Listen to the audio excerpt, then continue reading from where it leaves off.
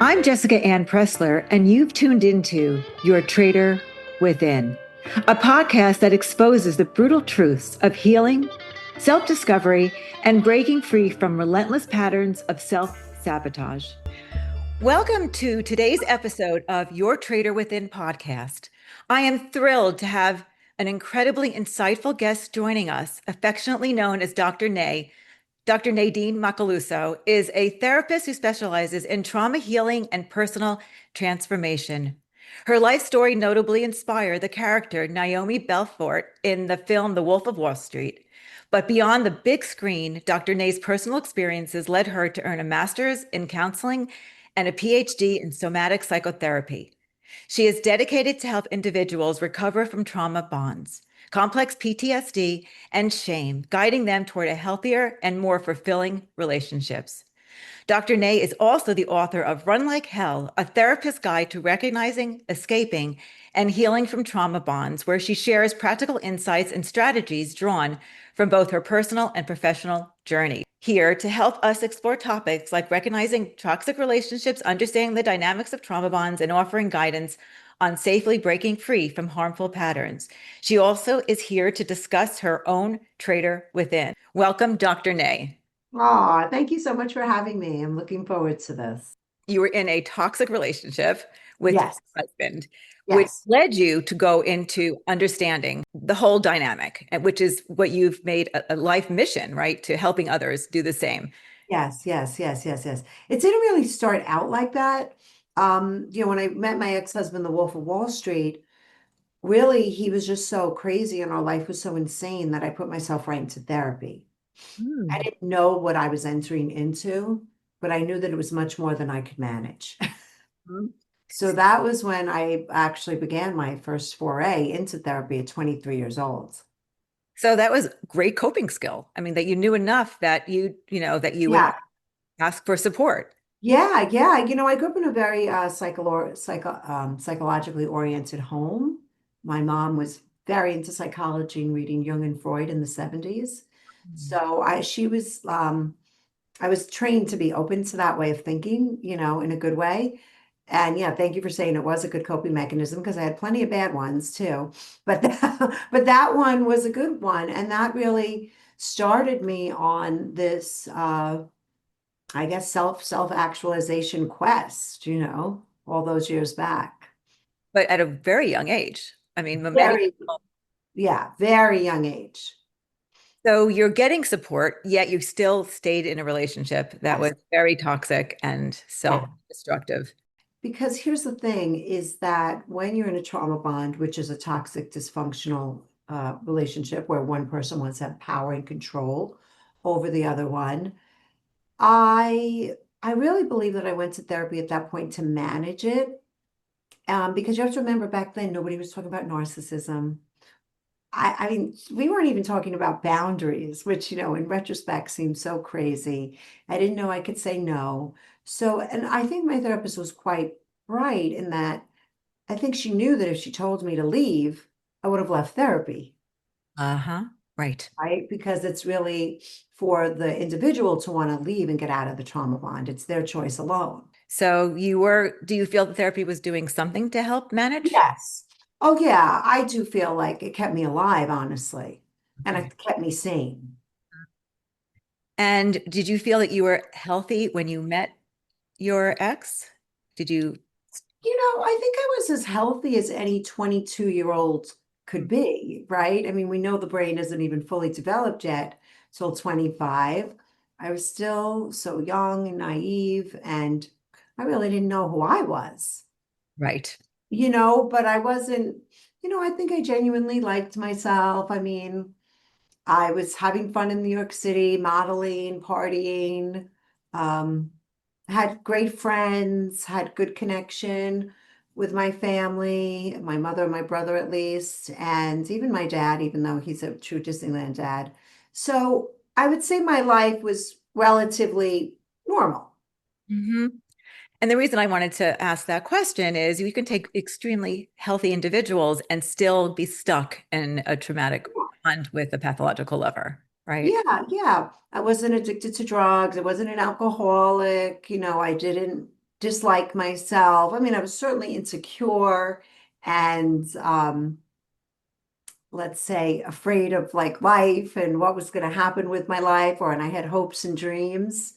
But yeah, I just think I was like a young girl bopping around New York City. Mhm. So what did he have in the beginning? What drew you to him in the beginning? Yeah, so my ex, Jordan Belfort, the Wolf of Wall Street, is was so charming, so magnanimous, so over the top. When he spoke to you, you felt like you were the only person in the room. Hmm. And and he was a lot of fun. Hmm. So it's tapping into, which would anybody, right? Feeling wanted and desired, and you're having fun. So who wouldn't, right? Mhm. And he was love bombing me in the most, outrageous ways as they depict in the movie. We were having great sex. Like it was just Magic. it was magic. I thought I met a unicorn. Right. And then when did it change? When did that? For me, it changed pretty early on. There were very clear signs in retrospect, looking back, but of course, I didn't know what they were.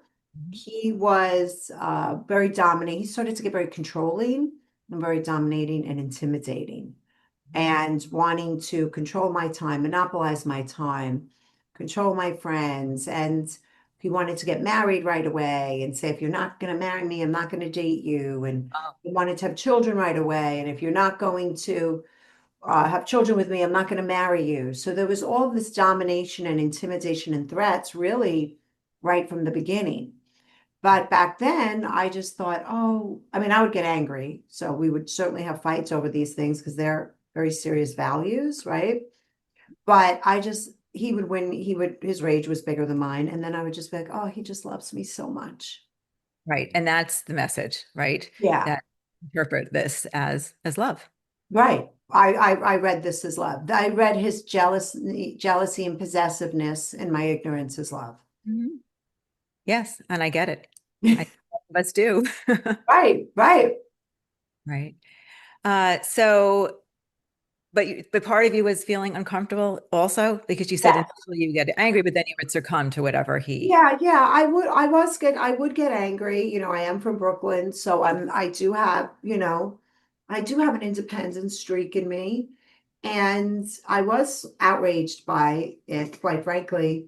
But so I was confused, but the love and the oxytocin and the dopamine and the all of that kind of overrode my confusion. So, can you talk a little bit about that?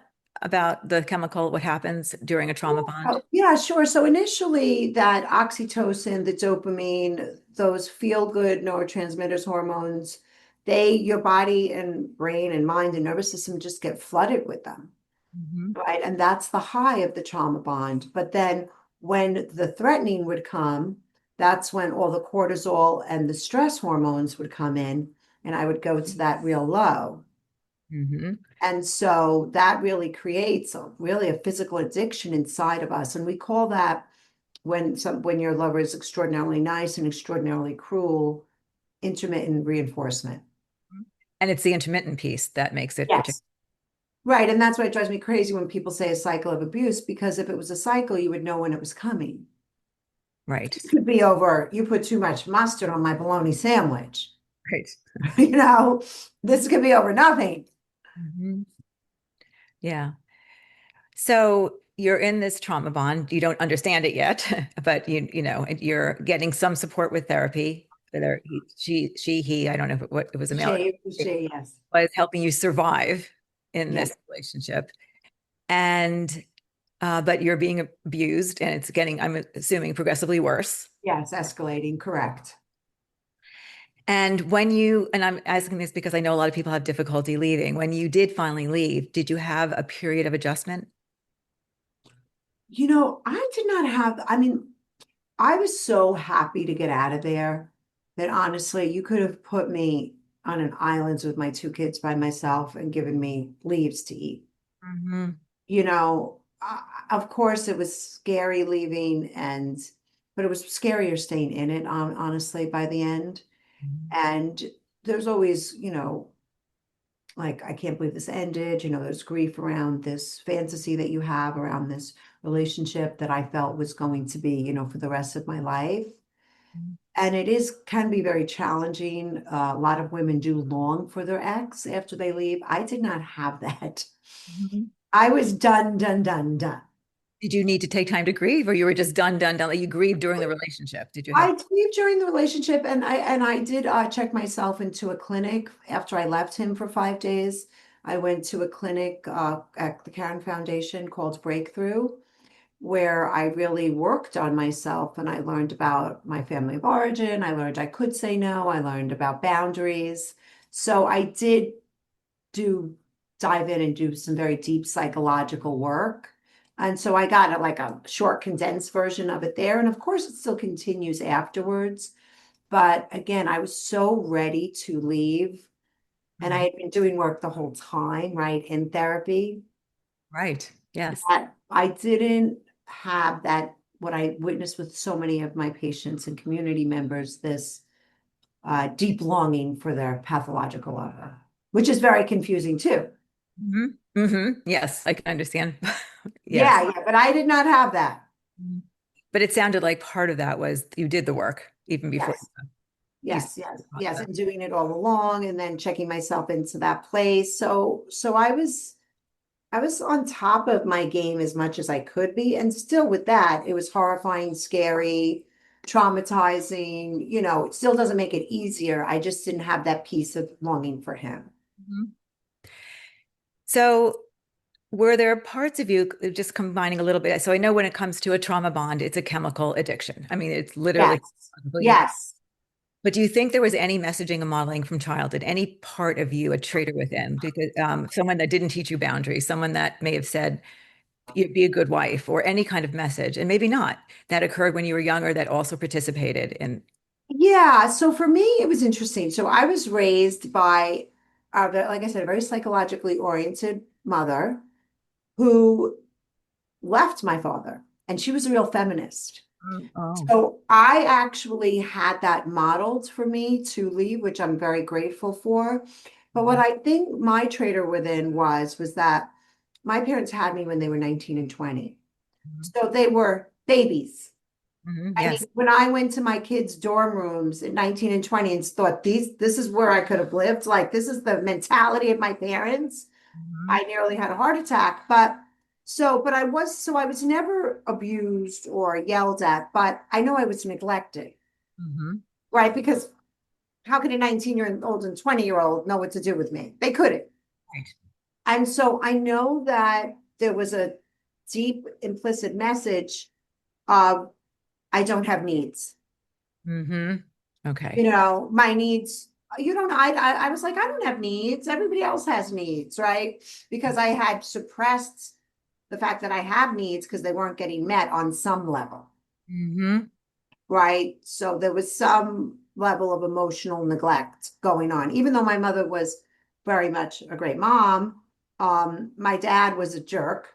hmm And again, he wasn't abusive. I didn't witness anything because I was so young when my parents got divorced. But I think there was that message of I couldn't have needs. And I definitely think I carried that into my relationship, which works great with a pathological narcissist because they're all about their own need fulfillment. Yes. It's a perfect marriage for It's them. a For perfect them. marriage for them. For And them. then also in a trauma bond, you can't have autonomy. And I know that in my childhood, I was really praised for being a perfect good girl. I was Yes. good at school. I was a good athlete. I was, a good daughter. And also society fed that message too, right? It wasn't even just my family at home. And again, so it wasn't like I was screamed at if I wasn't that, but I hmm was very much praised for being that perfect girl without needs that didn't express her authenticity.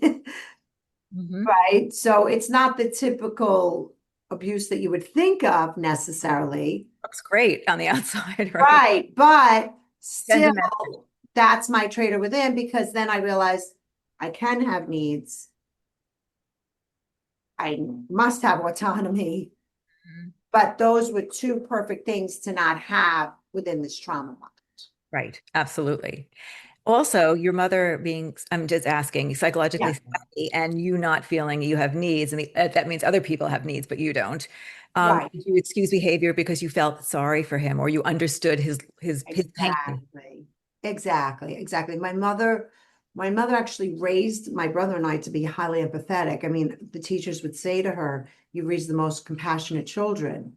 Which is, But by the which is way, beautiful, but in the hands of the wrong person, right? That lack of needs, over empathy, not having enough autonomy, which as a 22-year-old girl, you just don't also have autonomy. I mean, you're just learning how to have autonomy, but that was a perfect storm to be connected with a narcissistic pathological lover.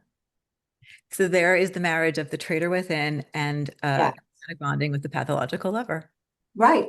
Right. And it comes in every different shape and form, That's right.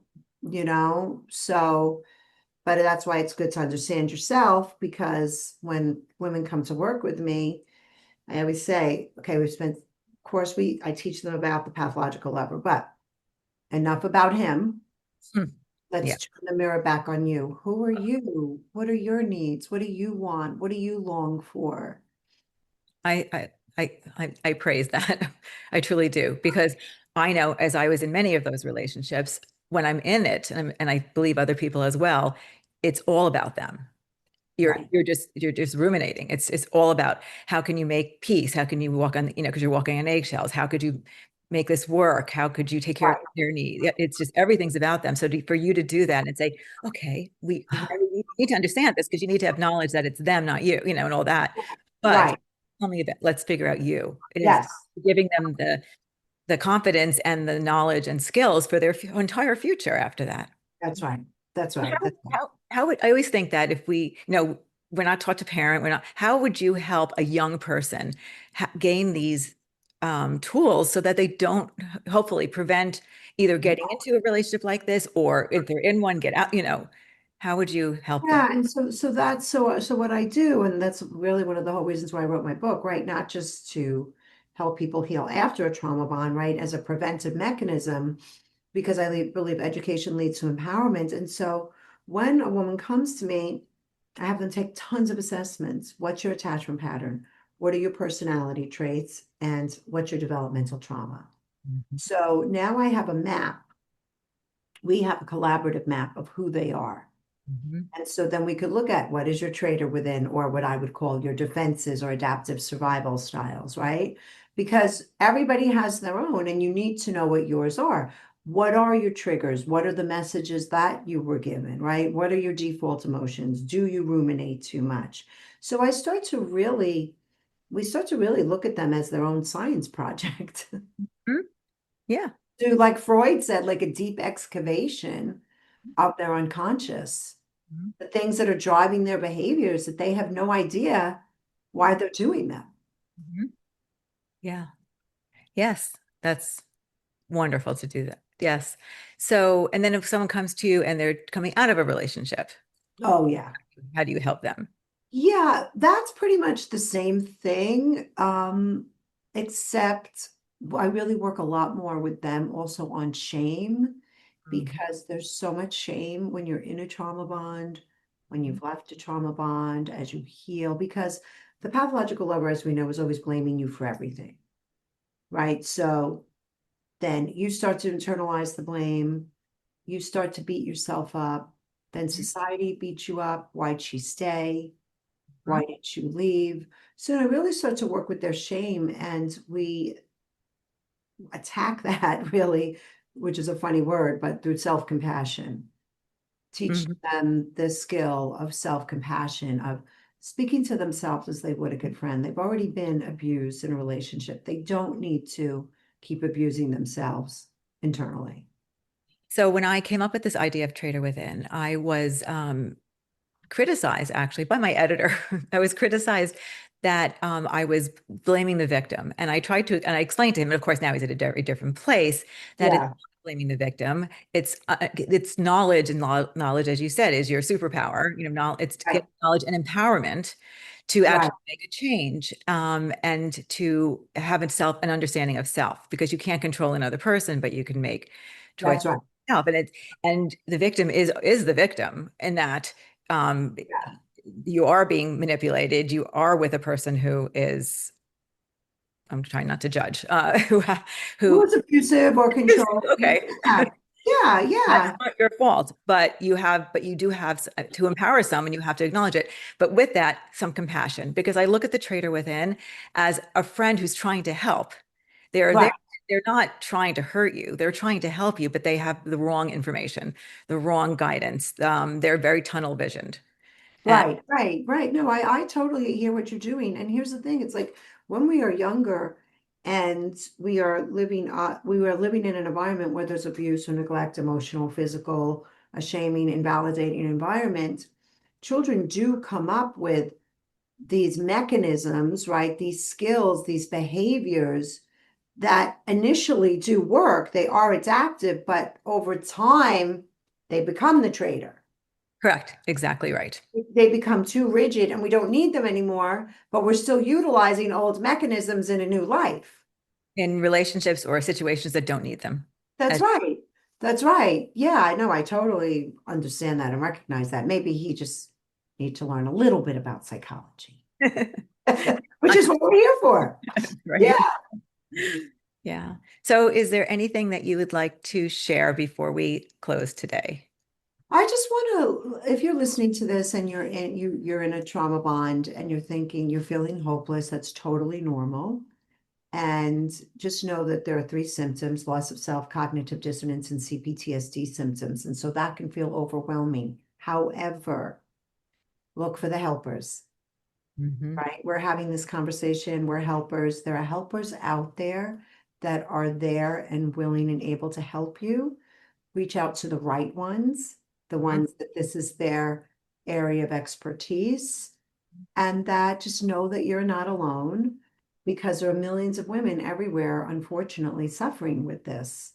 Mhm. And thank God that you live in a time where we're having these conversations because when I left my trauma bond, nobody was talking about narcissism, trauma bonds, any of this stuff. So don't blame yourself. Look for the helpers, put one step in front of the other, and you will recover. Wonderful advice. And it's true, because about not having this information out there in the, years back. Yeah. As I graduated as a psychotherapist, as a clinical social worker in 1988. So I was out there helping other people doing psychotherapy with individuals, couples, that doing all this. And I kept going from one relationship with this Yeah. psychological lover. I mean, many, again and again and again. And and not having the guidance, not having the information out there, even as a professional. Even as a professional. And so, and I know that therapy can be expensive. And so I started a whole community called the Survivor Community, which is $30 a month. You get support groups, you get education, and you get an expert that comes and talks. I'd love to have you come and talk there, actually, and so because I understand therapy is expensive, right? But I'm trying to democratize help. Yeah. So your book, Run Yes. Like Hell. Yes. I read it twice. I read it when it first came out, and I read it again to prep for this. So I love sweet. it. I love the book, and I think it's really helpful. And that's also, I think they should join that with the group that you said. Yeah, yeah. Also, getting a book and reading through this. Yes. And I did it. I read it and I did the audio, which You did the audio too, which I I speak. I speak the audio, love that which you do is it. so hard. But yeah, I do it in audio and ebook because I realize if you're in a relationship, you can't have a book that says run like hell on your nightstands, right? But thank you. Yes.